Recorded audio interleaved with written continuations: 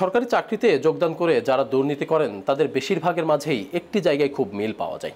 প্রথমে তারা নিজেদের নামে গাড়ি বাড়ি করেন, এরপরে স্ত্রী আত্মীয় স্বজনের নামে সম্পদের পাহাড় গড়ে তোলেন।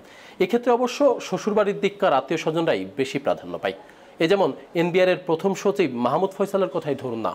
শ্বশুর শাশুড়ির অ্যাকাউন্টে কোটি কোটি টাকা, ঢাকায় জমি, ফ্ল্যাট, কি করেননি।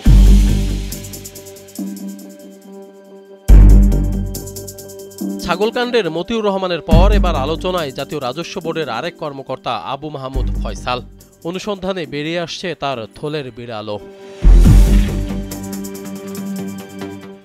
দুদকের কাছে তার ও পরিবারের সদস্যদের নামে আছে অবৈধ সম্পদ অর্জনের নানান তথ্য প্রমাণ।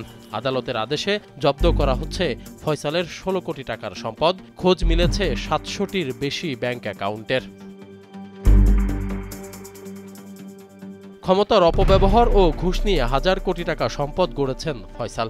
রাজধানীর ভাটারায় তার নামে 5 কাঠা এবং স্ত্রী জেসমিন আক্তারের নামেও আছে প্লট।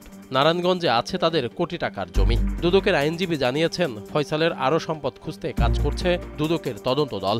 এখন পর্যন্ত তো আমরা যেটা পেয়েছি মাননীয় আদালতের আদেশে প্রায় 16 কোটি টাকার মতো সম্পদ। বাকিগুলো এখনো বোঝা যাচ্ছে না। অনুসন্ধানকারী দল অত্যন্ত নিবিড়ভাবে পর্যবেক্ষণ করে ডাটা কালেকশন করছে, রেকর্ড কালেকশন করছে। এটা হয়তো পরে জানা যাবে। আরও যদি সম্পদ পাই সেগুলো জব্দ যাবে।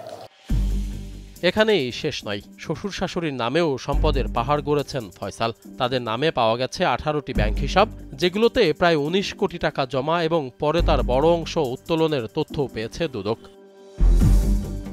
আদালতে জমা দেয়া দুদকের নথি বলছে, ফয়সালের শ্বশুর আহমেদ আলী একজন অবসরপ্রাপ্ত ব্যাংক কর্মকর্তা, তার শাশুড়ি মমতাজ বেগম গৃহিণী। দুদক বলছে, ফয়সাল ঘুষ ও দুর্নীতির মাধ্যমে অর্জিত অর্থ নিজের ও স্ত্রীর নামে রাখার পাশাপাশি স্বজনদের নামেও রেখেছেন। মানি লন্ডারিং আইনে প্রভিশন আছে, যেমন আপনি যদি অপরাধলব্ধ অর্থ, অপরাধলব্ধ সম্পত্তি কারো কাছে বিক্রি করেন, তাকেও আইনের আওতায় আনা যাবে।